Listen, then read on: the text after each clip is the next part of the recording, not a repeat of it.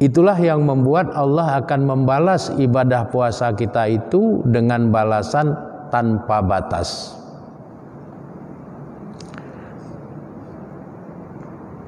Sehingga korelasinya dengan doa yang diajarkan Nabi, Allahumma balighna Ramadana, Allahumma balighna Ramadana, Allahumma balighna Ramadana. Ya Allah, sampaikanlah kami ke dalam bulan Ramadan, sampaikanlah kami ke dalam bulan Ramadan, sampaikanlah kami ke dalam bulan Ramadan. Karena kalau kita puasa hanya dapat 1 hari kemudian umur kita habis, maka kita sudah mendapatkan pahala unlimited itu. Sehingga dengan itu timbangan kehidupan kita di alam akhirat akan menjadi sangat berat, dan dengan itu kita akan terbebas dari neraka. Sehingga Nabi sangat berharap-harap agar beliau selalu dapat kembali berada di dalam bulan Ramadan. Sejarah mencatat Nabi hanya mendapatkan 9 kali Ramadan. Sejak Allah Subhanahu wa taala menetapkan puasa wajib dalam bulan Ramadan dengan diturunkannya surat Al-Baqarah 183 pada tahun kedua Hijriah. Jadi beliau hanya sempat berpuasa 9 kali dalam hidupnya, puasa wajib dalam bulan Ramadan. Namun kerinduan terhadap bulan Ramadan selalu membayang-bayangi jalan hidup Nabi dan para sahabat, karena mereka paham betapa luar biasanya pahala yang Allah akan berikan bagi para hamba Allah yang melaksanakan ibadah puasa di dalam bulan Ramadan itu.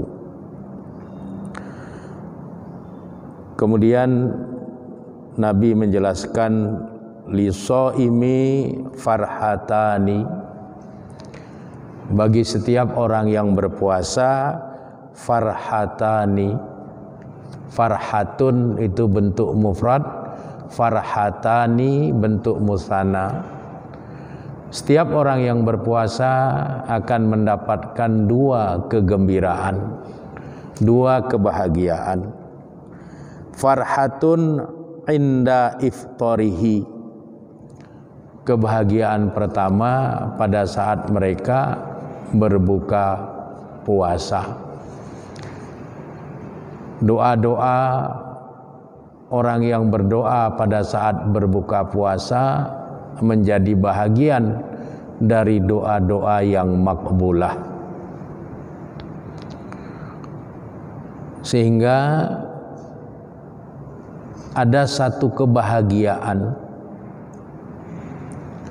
bagi orang-orang yang berpuasa pada saat mereka berbuka puasa. Mereka berdoa dengan kalimat zahaba zoma'u wabtalatil uruq wasabatal ajru insyaallah.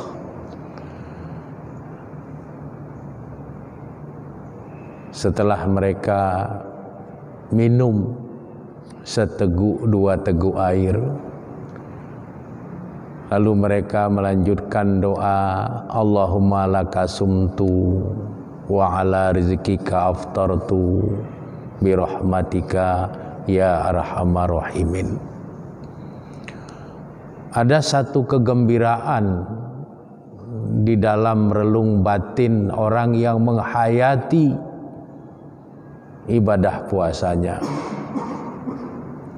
Di sana dia bisa merasakan bagaimana penderitaan orang-orang miskin yang tidak jelas kapan mereka bisa makan. Penghayatan itulah yang membuat lahirnya rasa syukur meskipun kita berpuasa, tapi jelas kapan kita berbuka dan apa yang akan kita gunakan untuk berbuka. Tidak demikian halnya dengan banyak saudara-saudara kita yang hidup di bawah garis kefakiran dan kemiskinan. Mereka tidak tahu kapan mereka bisa makan. Mereka pun tidak paham apa yang akan mereka makan. Tapi kita yang berbuka puasa tahu kapan kita makan, apa yang bakal kita makan. Sehingga muncullah rasa syukur kita bahwa Allah Subhanahu wa taala masih memberikan banyak nikmat dalam kehidupannya kepada kita. Wa marhatun wa farhatun inda liqa'i rabbih. Kebahagiaan yang kedua pada saat nanti hamba-hamba Allah yang berpuasa itu liqa, bertemu dengan Rabb-nya dalam kehidupan di alam akhirat. Jadi ada dua kebahagiaan, farhatani. Yang satu pada saat kita berbuka dengan penghayatan pada saat kita berbuka. Yang kedua, kebahagiaan itu ada pada saat kita bertemu dengan Allah, di mana orang-orang yang berpuasa akan dipersilahkan untuk masuk ke dalam surga melalui satu pintu tertentu yang tidak diperuntukkan kepada orang lain kecuali bagi orang-orang yang berpuasa, yang disebut dengan Babur Rayyan. Dan mereka sangat dimuliakan dengan ibadah puasa yang sudah mereka lakukan. Kemudian di dalam hadis yang diriwayatkan oleh Imam Ibnu Majah dari sahabat Abu Hurairah, Nabi menjelaskan kenapa ibadah puasa itu begitu bernilai di sisi Allah. Karena dengan ibadah puasa itu Allah ingin membentuk satu karakter pada orang-orang yang beriman itu, yaitu karakter kesabaran. Karena terlalu susah membentuk karakter yang namanya kesabaran itu. Medium membentuk kesabaran itu adalah puasa dalam bulan Ramadan. Sehingga Nabi mengatakan as-siyamu nisfu sabri. Puasa itu separuh dari kesabaran. Orang yang bisa sabar mendapatkan pahala yang sempurna tanpa batas. Itulah penyebab lain kenapa kita harus berpuasa di dalam bulan Ramadan. Allah membentuk satu karakter yang namanya karakter sabar pada diri kita, sehingga kita menjadi lebih realistis dalam mensikapi sesuatu di dalam kehidupan kita.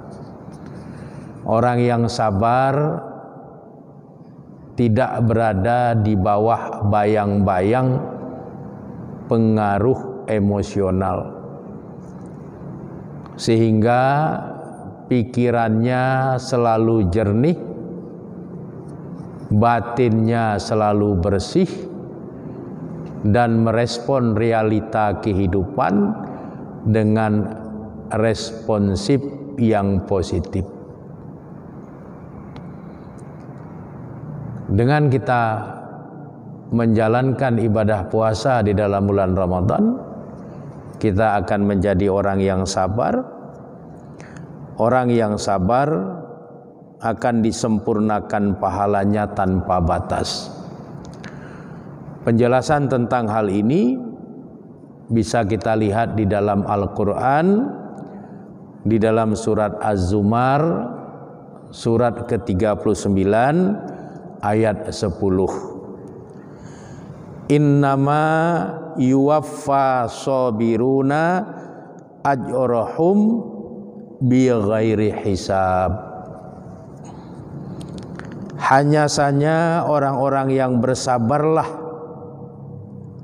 yang disempurnakan pahalanya bighairi hisab, tanpa batas.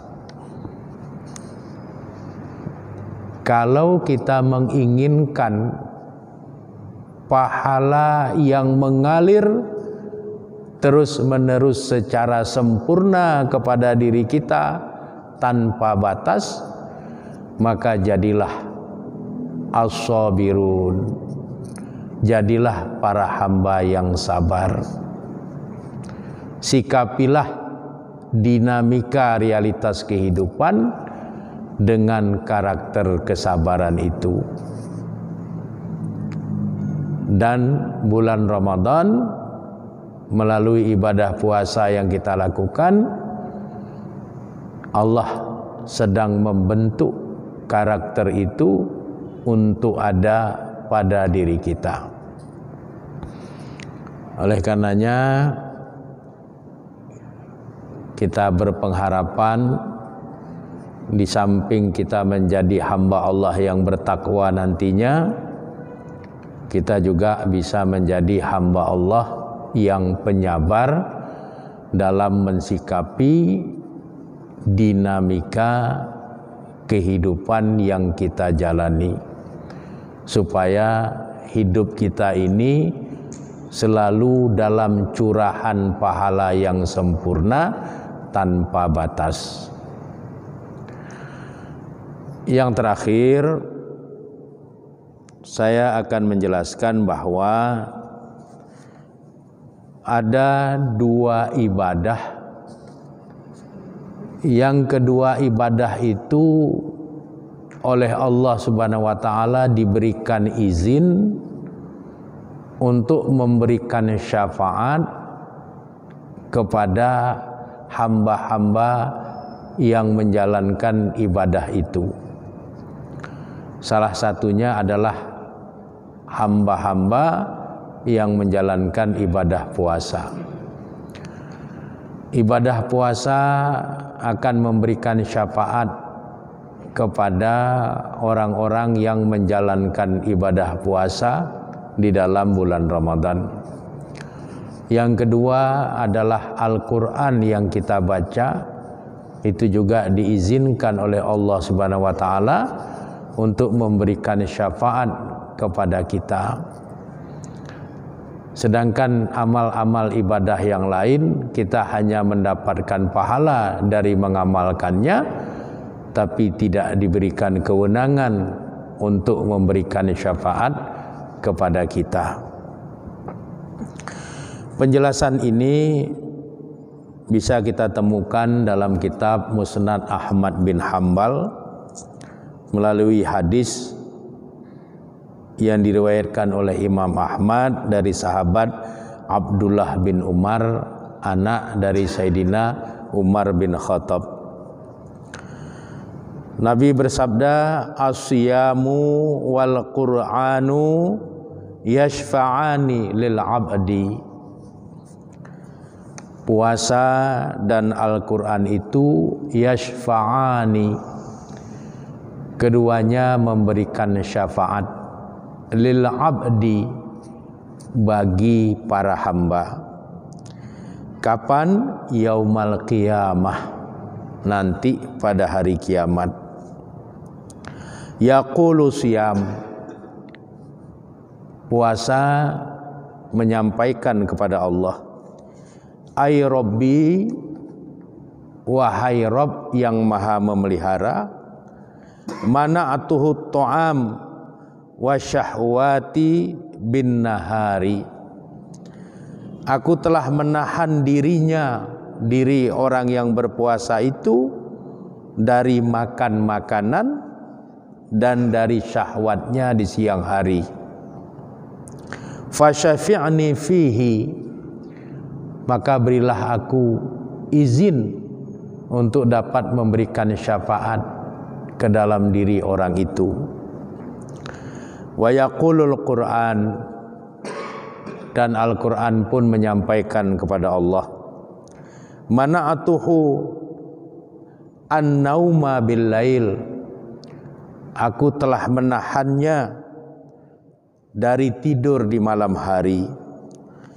Fasyafi'ni fihi, maka berikanlah aku izin untuk bisa memberikan syafaat ke dalam diri orang itu. Fayusyaffa'ani, maka kemudian Allah Subhanahu wa taala mengizinkan keduanya untuk memberikan syafaat kepada orang-orang yang berpuasa oleh puasanya dan kepada orang-orang yang membaca Al-Quran oleh Al-Quran itu. Ini adalah sesuatu yang sangat luar biasa yang Allah Subhanahu wa taala anugerahkan kepada kita. Kita berpuasa dapat pahala tanpa batas, menjadi orang yang takwa, menjadi orang yang sabar dalam menghadapi dinamika hidup. Pahalanya akan terus mengalir dengan sempurna tanpa batas juga.